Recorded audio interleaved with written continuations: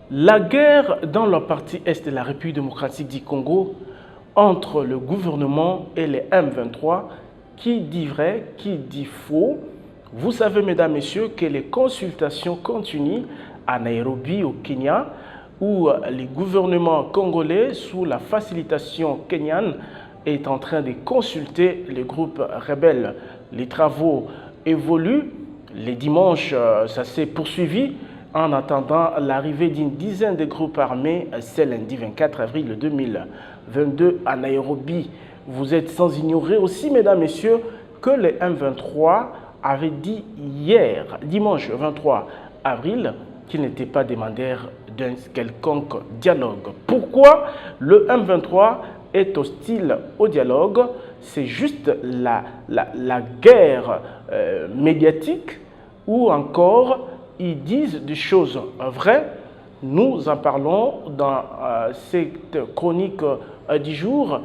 Bonjour et merci de nous renouveler votre confiance. Abonnez-vous sur notre chaîne YouTube Kadhafi Moumoudi pour ne rien manquer. Nous vous retrouvons encore, mesdames, messieurs, dans le cadre de notre magazine Ma Chronique. Les dialogues semblent impératifs pour que les Congolais puissent cheminer, avancer ensemble. C'est ce qu'on peut donc comprendre de l'ouverture qu'a fait le président Tshisekedi avec ce qu'on appelle consultation de paix qui se tient à Nairobi. Les travaux continuent. Dimanche 23 avril, 9 groupes rebelles étaient sur la table de discussion.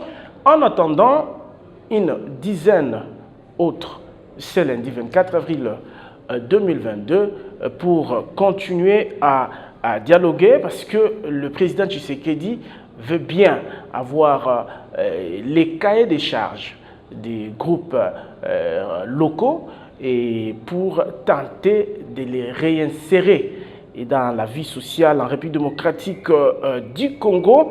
Et avec cette allure, un dialogue politique pourrait aussi être en gestation dans les jours à venir, parce que visiblement, Félix Tshisekedi est déterminé de faire un atterrissage en douceur. Quand je parle d'atterrissage en douceur, je dis une fin de son mandat en paix, parce qu'il ne reste plus qu'une année et quelques mois pour que le tout premier mandat de Félix Tshisekedi arrive à terme. Je parle bien de son tout premier mandat, parce qu'il est éligible pour un deuxième mandat, bien que cela encore est encore entre guillemets, c'est le souverain primaire qui va se décider si Félix Tshisekedi pourrait toujours bénéficier de la confiance de la population congolaise.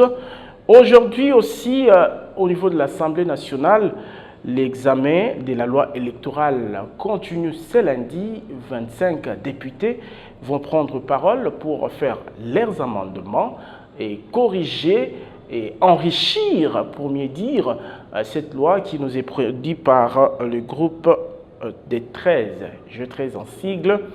Mesdames, Messieurs, nous commençons avec les consultations de Nairobi. Vous savez, c'est sous la facilitation du président Uhuru Kenyatta que le gouvernement congolais et les observateurs, ensemble avec les groupes rebelles qui œuvrent dans la partie est de la République démocratique du Congo, précisément dans les nord et sud Kivu, mais aussi en Ituri.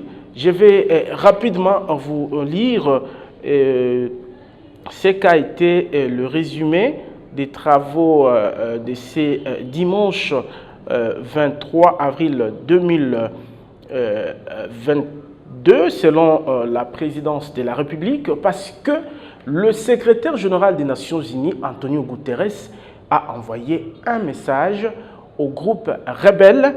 Allons-y lire à la page présidentielle. Au deuxième jour des consultations de paix sur la RDC organisées à Nairobi, 9 groupes armés ont participé ce dimanche 23, ils ont écrit 24 avril, aux travaux en attendant l'arrivée ces mêmes jours dans la soirée d'une dizaine de mouvements. Les groupes qui ont participé ce jour sont venus de la province du Sud Kivu, principalement dans les territoires d'Uvira, Fizi, Mwenga,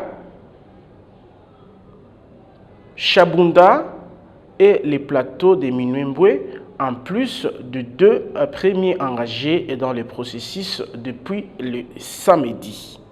Le M23 Makenga n'a pas participé aux travaux tels que l'avait exigé la délégation gouvernementale à cause de la poursuite de ses activités militaires dans le Nord Kivu.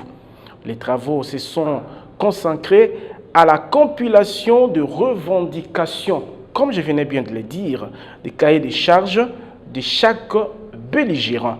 Pour l'essentiel, tous évoquent des raisons identitaires et d'autodéfense face à ce qu'ils qualifient de prédateurs étrangers et de manière unanime, tous saluent positivement l'initiative de paix du président Félix Antoine Tshisekedi Tshilombo et ses homologues de la communauté de l'Afrique de l'Est.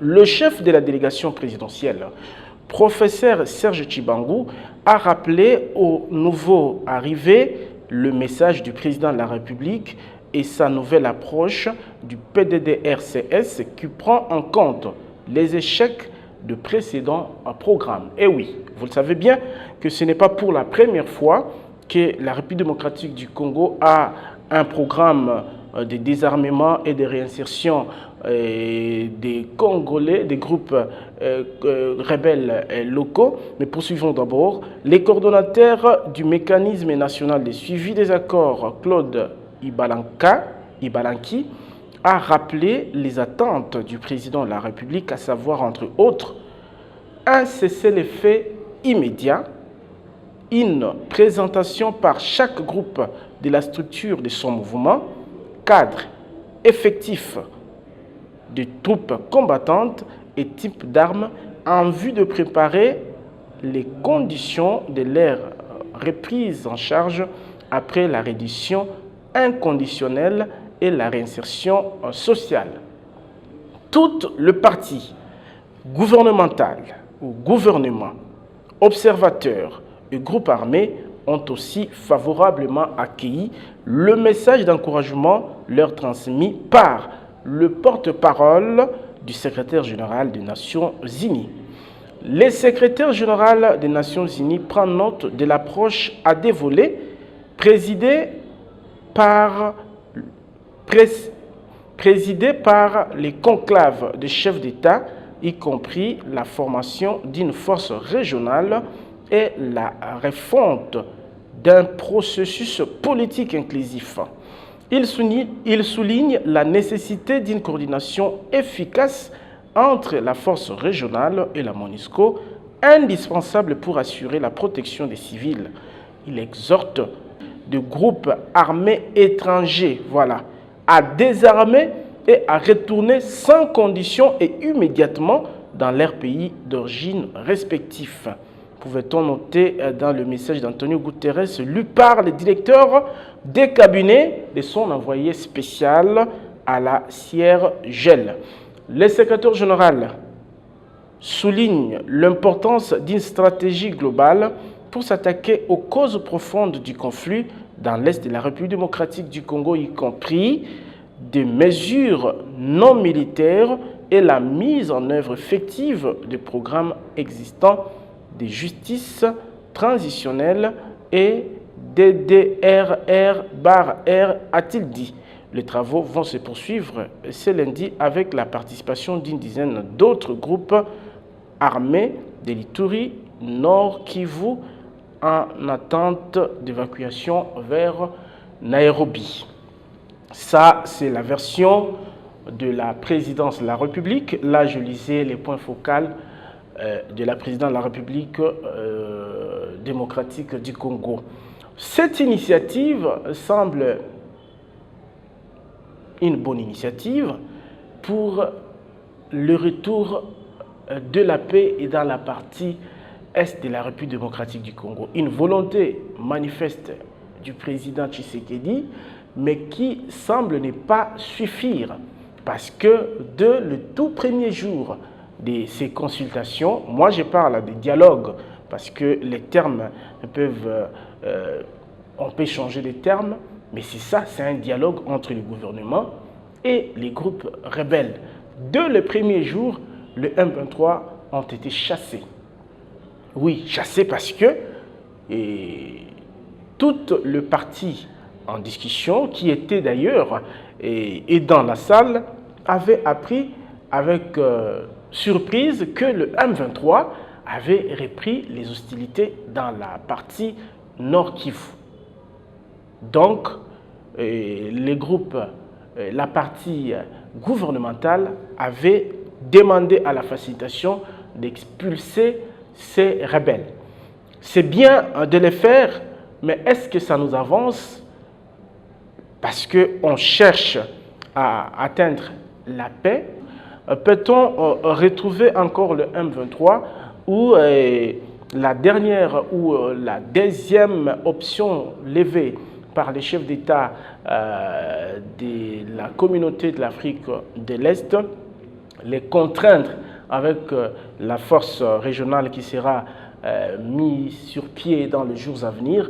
C'est ça l'option réservée pour le M23. Nous ne pouvons pas en dire plus, mais il serait mieux que ces dialogues aboutissent. Nous n'avons pas besoin d'une farce de dialogue, parce que si vous avez suivi sans être porte-parole le M23, nous bombarde ces derniers temps de messages. Ils ne sont pas demandeurs de dialogue. Nous savons qu'avec la guerre de l'Ukraine, la communication est en train de nous démontrer, même ceux qui sont qualifiés de plus grands professionnels se noient dans le mensonge. Et finalement, dans cette histoire de l'Est de la République démocratique du Congo, nous ne savons pas nous situer quand il faut écouter les discours de tout le parti, notamment, là je parle du parti des groupes armés, et bien précisément les M23. Que veut les M23? Dans les jours passés, l'armée congolaise avait attrapé des militaires rwandais qui œuvraient au sein de ce mouvement 23.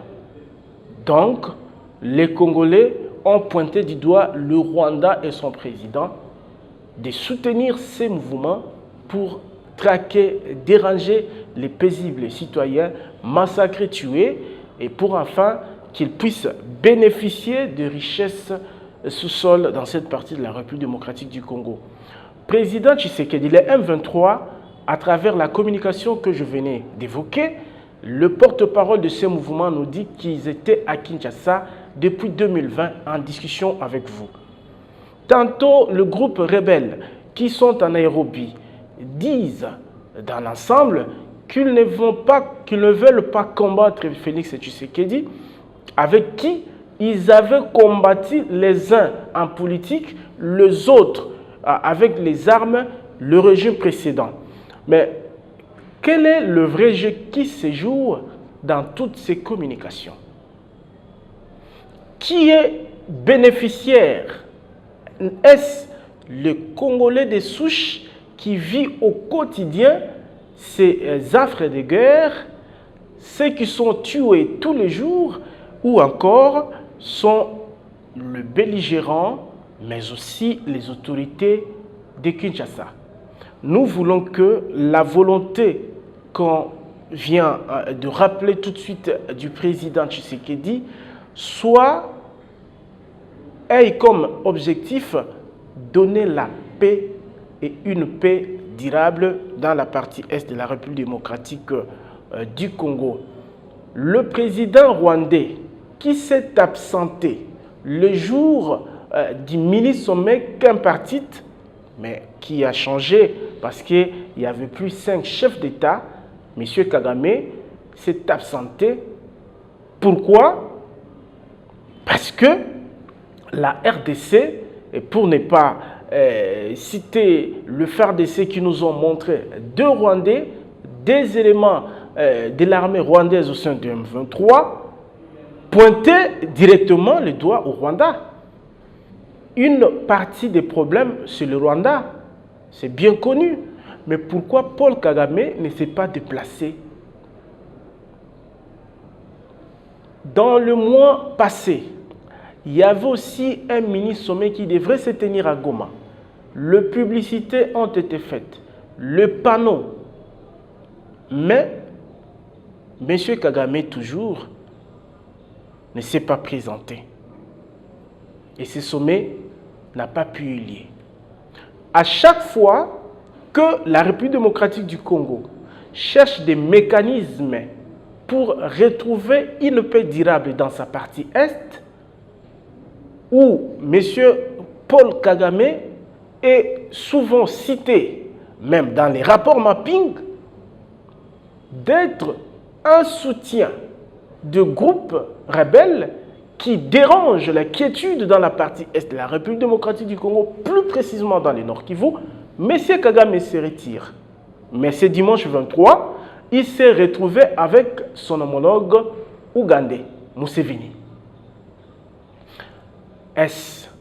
C'est dans le cadre de ces discussions, de ces consultations de paix qui se tiennent à Nairobi sous la facilitation du président Uhuru Kenyatta, ou c'est dans le cadre de leurs relations bilatérales. Il faudrait bien avoir M. Kagame au sommet. Il a envoyé le ministre des Affaires étrangères, et tant mieux, mais je vois comme si cette volonté du président congolais risque de ne pas aller loin. Surtout que la facilitation, c'est vrai, la facilitation est étrangère. Est-ce que le président de la République aura de garanties pour arriver à ses objectifs? C'est vrai, c'est son homologue, il a placé confiance en lui, mais lui, il est sain, il est correct, parce que la sécurité de l'Est de la République démocratique du Congo, c'est un sujet que le président de la République devrait avoir un œil largement ouvert, parce que c'est une guerre de décennies. Alors, il ne faut pas faire confiance facilement aux gens, quand bien même vous supposez ou pressentez, ou encore vous êtes confiant des relations qui vous caractérisent entre vous et votre homologue. Mais espérons que vos envoyés vont faire un très bon travail.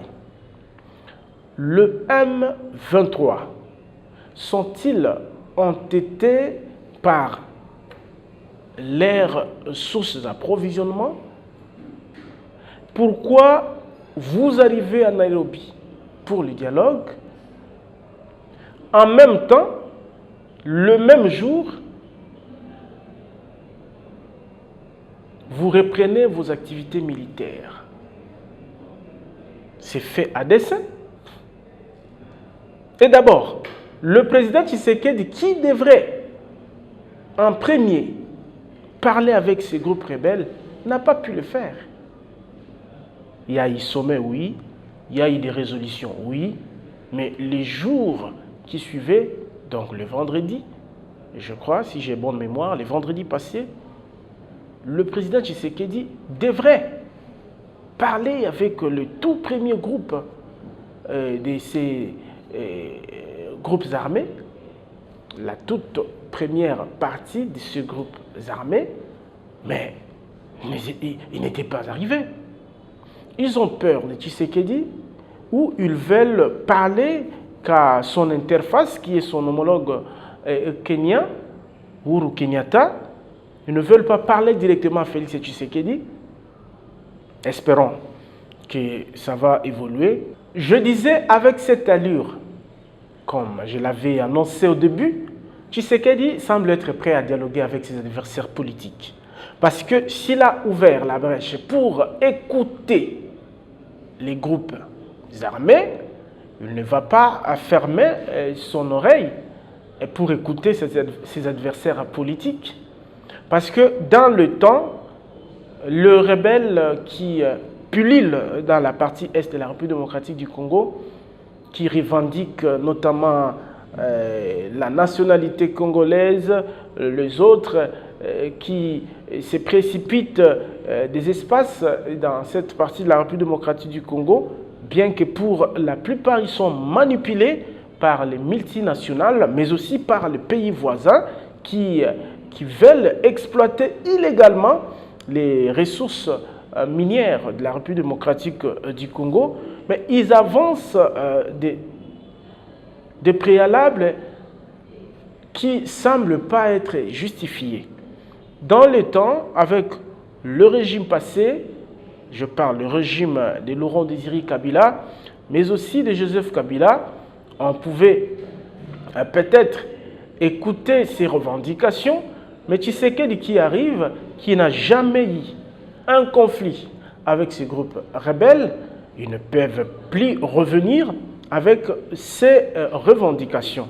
Mieux, ces groupes locaux devraient réintégrer directement la vie sociale telle que le prévoit dans le mécanisme ou dans les programmes PDDRCS lancés par le président de la République qui, vous avez lu ce que je venais de présenter, pris sur la page officielle de la présidente de la République, il veut que, d'abord, identifier les structures, les cadres, le nombre des éléments, mais aussi les qualités ou les armes qu'ils utilisent pour savoir comment les réintégrer dans la vie sociale ici en République démocratique du Congo. Donc, le dialogue politique aussi est inévitable parce qu'avec ce qu'on a vu le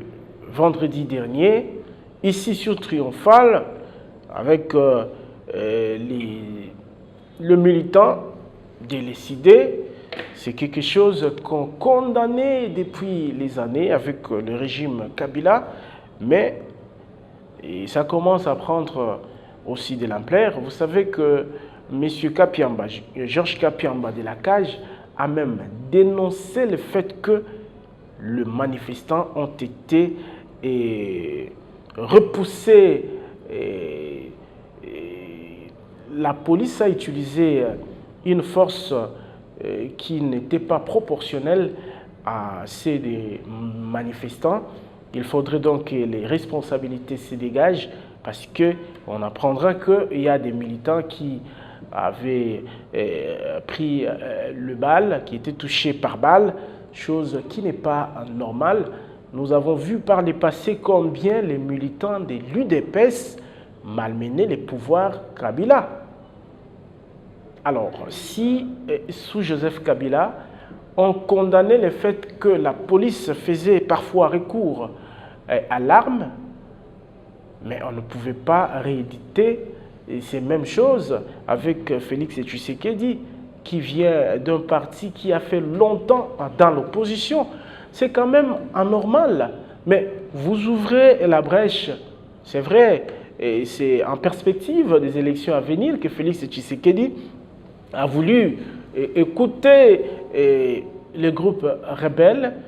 Oui, les soucis de faire la paix, oui, mais c'est aussi un politique, il vise aussi les élections à venir pour que cette partie-ci, la paix revenait dans cette partie de la République démocratique du Congo. Il pouvait bien et facilement rafler beaucoup de voix parce que les citoyens diront, c'est grâce à Félix Tshisekedi qu'aujourd'hui nous arrivons à vivre paisiblement, qu'il n'y a plus de tueries, il n'y a plus des égorgements, il n'y a plus de massacres, il n'y a plus de vol, il n'y a plus de pillage, il n'y a plus de viol. C'est aussi dans cette optique que les calculs politiciens sont fixés, en fait. Alors, mais si c'est seulement pour des raisons des élections, là, ça ne sera pas une bonne chose. Pensez à les faire aussi avec les autres. Vous avez été le président Tshisekedi, c'est lui d'ailleurs qui était le numéro 1 du RASOP à l'époque. Là, je parle du dialogue de Saint-Sylvestre qui pilotait la SENCO, au niveau du centre interdiocésain, ici à Kinshasa-Gombe, c'est le président Tshisekedi qui était le président du rassemblement, RASSOP en sigle. Et donc, vous êtes en partie, bon, vous n'avez pas été nommé Premier ministre tel qu'on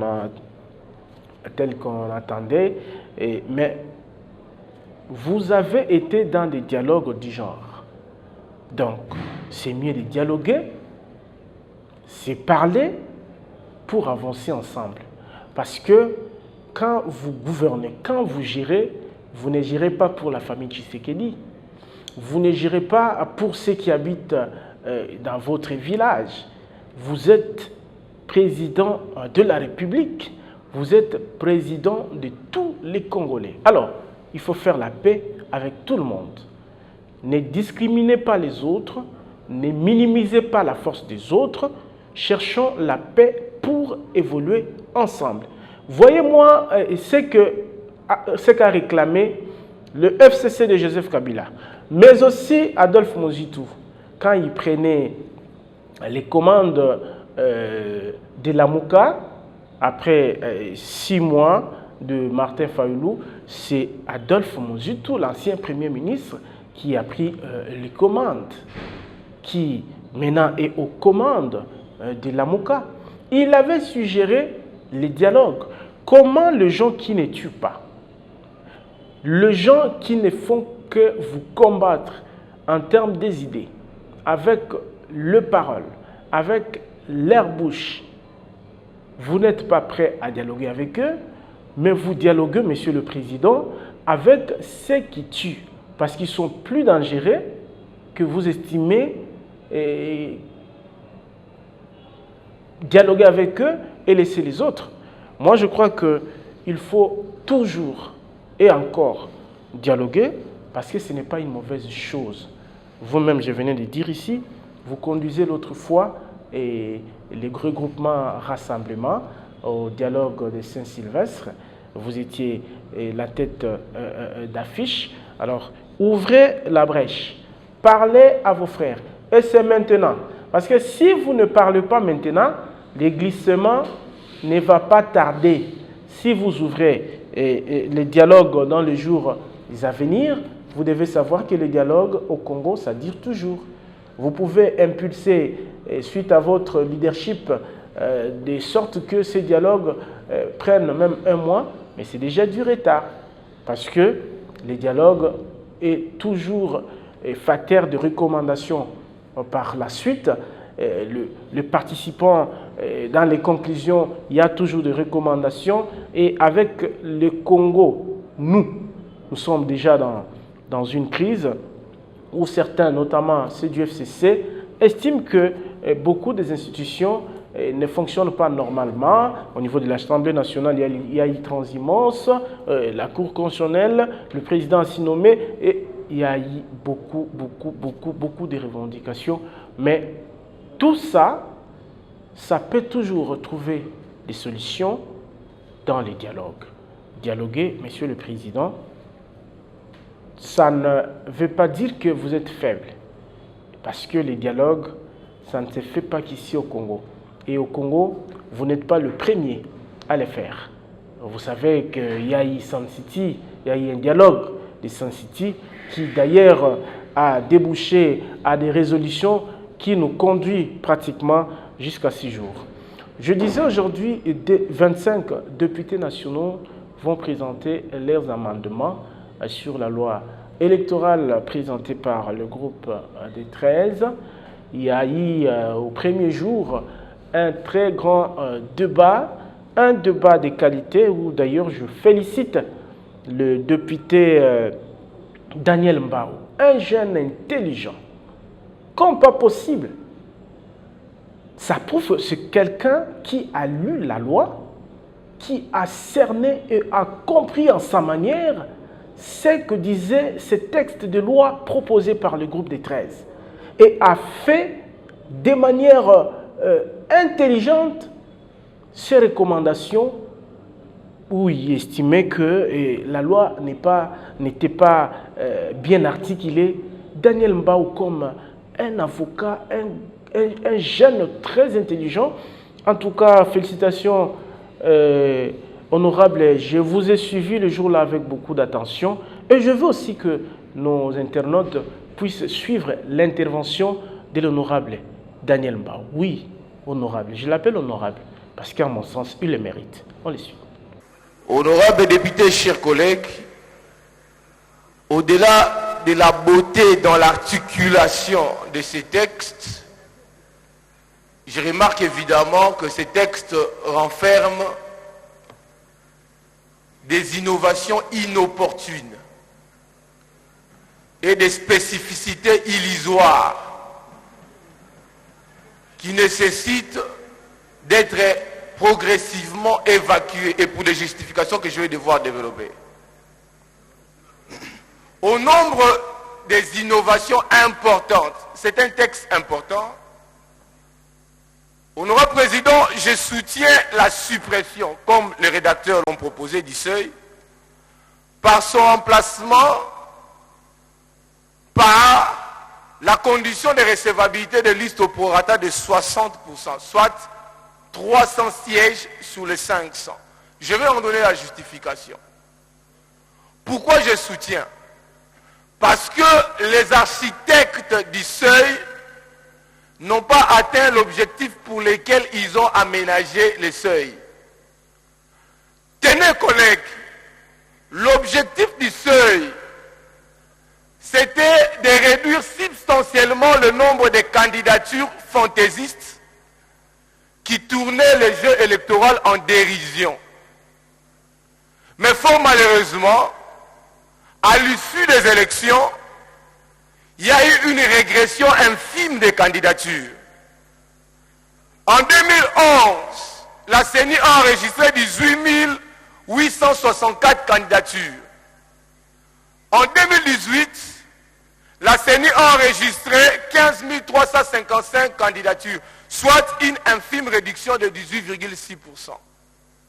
À ce point-là, on va dire que le seuil a échoué. Le seuil a encore échoué à quel niveau? J'ai été avocat à la Cour constitutionnelle. Le seuil a posé un problème dans le contentieux d'attribution de sièges. L'état actuel de la législation en droit positif congolais indique qu'il n'existe pas de juge du seuil. De sorte que la question du seuil est laissée au seul apanage du président de la CENI et des membres de la plénière qui décident que tel regroupement a atteint, tel autre n'a pas atteint. Et les partis qui se sont prétendus, ou qui ont prétendu, on va dire, avoir été offensés par la décision de la CENI, n'ont pas eu des argumentaires solides appuyés sur la loi pour justifier l'atteinte du seuil. Et conséquence, la Cour a rendu même des arrêts démocraticides. On a vu des regroupements comme Rassop, Zaïre, obtenir des sièges alors que ces regroupements n'avaient pas atteint le seuil.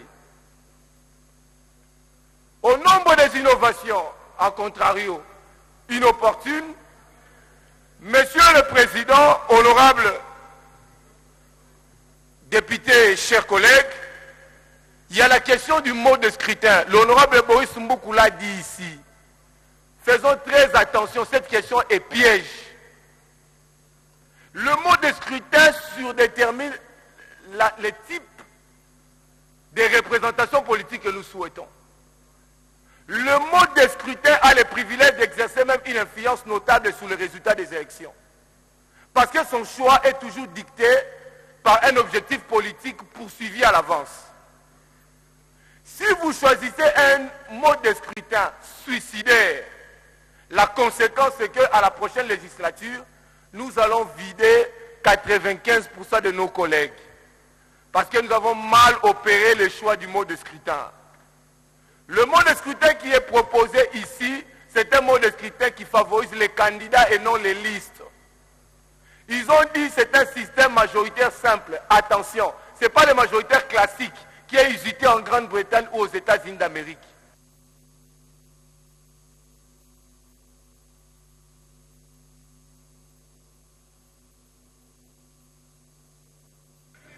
Encore une minute, simple. Encore une minute. Ça va. Ouais, une minute. Je voulais dire ceci. Les scrutins proportionnels, par contre, qui veulent être rejetés, assurent trois choses. L'équité, la représentativité et la diversité politique. Si nous avons les scrutins majoritaires, nous allons tuer nos partis politiques, nous allons favoriser des individus et nous aurons une majorité hétéroclite et tangente. Une majorité qui sera frappée par la transhumance politique. Alors que nous avons besoin de grands groupes homogènes au niveau de la représentation nationale. Et un élément important, peut-être que vous ne l'avez pas remarqué, dans l'écriture même de l'article 118, il y a un problème. Les collègues ont mal posé les postulats. Je m'arrête là. Le premier alinéa, lisez bien, il contredit le deuxième alinéa. Et le deuxième alinéa entre en conflit avec le troisième alinéa. Qu'est-ce qu'ils disent, les collègues? Ils disent que les députés, le candidat qui est élu, il est élu au scrutin uninominal, majoritaire uninominal simple. Et au deuxième alinéa, ils disent que les sièges sont attribués en fonction de l'ordre croissant des candidats. Or, le scrutin uninominal, ce n'est pas un scrutin qui convoque la compétition, une compétition ouverte. Ce sont des scrutins qui se cristallisent dans des petites unités.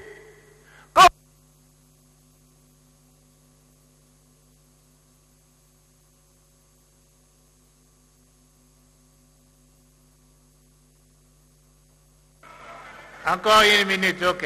Allez. Chers collègues, nous nous tuons. Pourquoi nous nous tuons? Les collègues disent que c'est un scrutin majoritaire uninominal. Mais comment dans une circonscription comme le Mont-Amba, où vous avez 11 candidats, et chaque parti, je donne l'exemple, où nous sommes à Lubero, où il y a plusieurs candidats, et qu'un parti politique ne puisse présenter qu'un seul candidat. Ça veut dire que c'est un scrutin qui va commencer à attribuer des sièges sur appréciation de tête. L'UDPS un siège, MLC un siège, et quel siège encore, jusqu'à ce que vous allez vider le nombre de partis en compétition. Donc, que les collègues revoient l'articulation. Et même c'est encore plus liberticide lorsque vous allez au troisième alinéa. Ils disent que l'indépendant qui gagne, il doit avoir obtenu un quart des sièges. Comment il va obtenir un quart de sièges? C'est discriminatoire. Alors déjà que la problématique du quota des listes au prorata de 60% les met en difficulté. Donc, essayons d'ouvrir les yeux, je vais atterrir là. Ce mode de scrutin, il favorise les gagnants. Alors que nous voulons un mode de scrutin où les gagnants ne gagnent pas tout et les perdants ne perdent pas tout. Nous voulons un mode de scrutin qui nous propose un type de représentation multicolore, où il n'y a pas de la tribalisation, où il n'y a pas de la partisanerie, où il n'y a pas du sectarisme vorace, nous avons dit. Voilà, ça va se poursuivre aujourd'hui et avec, nous souhaitons que les débats soient enrichis avec des raisonnements comme celui de Daniel Mbao. Il nous réfléchit, son cerveau tourne et à une vitesse normale. C'est bien ventilé. Encore félicitations. Hein? Nous voulons que les politiciens aussi nous fournissent ces genres, des raisonnements d'une très bonne qualité. Vraiment là, ça m'engage. Hein? Ça m'engage. Il a bien articulé ses pensées et ses mots. C'était très bien. Abonnez-vous sur notre chaîne YouTube Kadhafi Moumoudi pour ne rien manquer. Ngoïka Sanji, l'ancien gouverneur du Kasaï oriental, a énuméré quelques soucis dans la loi électorale telle que proposée par le groupe des 13. Pour lui, il y a une dose de discrimination quand il refuse que le candidat choisi son suppléant. Alors, on suit un peu, parce que vous savez que Ngoïka Sanji est dans ce cas. Il a été élu député provincial et député national. Et voilà, et à la députation provinciale, il y a, je crois, sa fille. Il a été aussi élu gouverneur, sénateur, apparemment. Oui, apparemment. Il était aussi élu sénateur et ça doit être son épouse qui est là. Mais il est contre. Il est contre la proposition du groupe des 13 qui veut que le parti désigne un suppléant. Mais Ngoïka Sanji n'est pas pour. On l'écoute. Tout en saluant la pertinence du travail fait, nous avons souhaité à ce qu'on veille que certaines dispositions n'énervent pas les dispositions constitutionnelles. Donc, dans cette proposition de loi, il y a certaines dispositions qui portent atteinte à la liberté des citoyens, au scrutin secret de vote et à la liberté des choix, mais aussi au choix des suppléants, donc des mesures discriminatoires que la Constitution interdit. Donc là, j'ai vu que les collègues ont dit qu'on ne peut pas aligner les suppléants qui sont membres des familles jusqu'au 2e décret, ainsi de suite. Mais si vous interdisez aux membres des familles d'être suppléants, mais pourquoi ils sont alors candidats? S'ils sont candidats, ils doivent être aussi des suppléants. La Constitution dit, dans l'article 13, dit qu'on ne peut pas discriminer quelqu'un en raison de son appartenance familiale. Donc même une loi, la Constitution dit une loi ne peut pas interdire quelqu'un, le discriminer en raison de son appartenance familiale, religieuse, etc. Donc on lise l'article 13. La problématique de la corruption pendant la campagne électorale. Dire qu'on ne peut pas donner quoi que ce soit, vous ne pouvez même pas être autour d'une dame Jeanne pour partager du vin, ainsi de suite. Mais non, nous avons les coutumes chez nous, où pour accéder au pouvoir coutumier, vous devez prouver que vous avez donné. Est-ce que le fait de donner, c'est une corruption? Et il y a même un clan qui doit attester qu'il a droit d'accéder au pouvoir parce qu'il a donné. Quand vous donnez, il doit y avoir des témoins. Des témoins qui attestent que oui, il a donné, il a droit d'accéder au pouvoir, de prendre le pouvoir. Alors, ce sont nos habitudes. Qu'on me dise, dans le monde occidental, les millions et les millions d'argent qu'on dépense. Même Daniel Safou, lui aussi, n'était pas pour cette proposition. Pour lui, le suppléant qui vient du parti tente toujours à remplacer les députés, peu importe la voie prise, peu importe les chemins empruntés, peu importe le moyen utilisé. Et pour Daniel Safou, c'était important que le candidat s'est choisi son suppléant. Je reviens, Président. L'histoire nous apprend qu'il fut une période où les députés pourraient mourir un après l'autre. Ça, je suis au niveau de l'historicité. Ici, j'ai fait allusion, n'est-ce pas, là où, n'est-ce pas, la loi intervient par rapport au premier suppléant. Il y a mon cher aîné qui a parlé de la moralisation de la classe politique, mais nous devons nous poser la question, pourquoi cela est arrivé? Que chacun de nous, moi je ne suis pas de cette catégorie-là, mon premier suppléant c'est un professeur, mais nous avons des accointances linguistiques. Ce n'est pas du genre de personnes qui peuvent, n'est-ce pas, me poser des problèmes. Mais c'est le président. L'historicité est claire. À chaque fois qu'un député s'est choisi un premier suppléant, il se pose des problèmes. On a enterré beaucoup de députés dans ce pays. C'est comme ça qu'on a demandé aux députés. Une fois que vous êtes candidat, tu peux prendre ton fils, tu peux prendre ta femme, cela garantit ta vie. Nous ne sommes pas encore à niveau, nous ne sommes pas encore atteints les niveaux qu'a atteint les autres, la maturité politique. Donc moi je pense, l'aspect qui sous-tend que les partis doivent choisir un premier suppléant, c'est un caractère qui frise la mort. Ça veut dire en tout moment, le premier suppléant qui a envie, n'est-ce pas, de prendre ta place pourra, n'est-ce pas, jongler quelque chose dans ton verre, dans ton repas, dans beaucoup de choses. Donc je crois que nous devons maintenir cet aspect. Le député lui-même peut se choisir son premier suppléant pour sa sécurité. Ça n'est fini, mesdames, messieurs, pour ces nouveaux numéros de ma chronique. Merci pour votre attention soutenue. Merci à Fabrice Ndekani qui nous a filmé et à Joseph Yanni Bokumo. Au revoir. Abonnez-vous sur notre chaîne YouTube Kadhafi Moumoudi pour ne rien manquer.